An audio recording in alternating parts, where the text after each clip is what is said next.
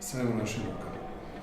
Ako ja projektujem da ta zgrada bude zgrada koja će najmanje uticati na svoje okruženje, tako što će prilagoditi prirodi, pa napraviti nešto što mi zovemo pasivnim dizajnom, kako god hoćete, što se tiče hlađenja i što se tiče grejanja, ja ću već doprineti tome. Pa napravite zgradu koja će strogo kontrolisati sve ovo što sam rekao, pa vam neće dozvoljavati da besomučno trošite vodu, vam neće dozvoljavati da koristite parazitski električnu energiju, da nećete koristiti sisteme za hlađenje i grejanje, nego koristiti pasivan zahvat. Evo, ko što mi danas ovde imamo, skoro da nema grejanja, a sunce greje s ove strane gde vi sedite i sami toplotni dobici su dovoljni, mi sami da objekat bude dovoljno zagrejan.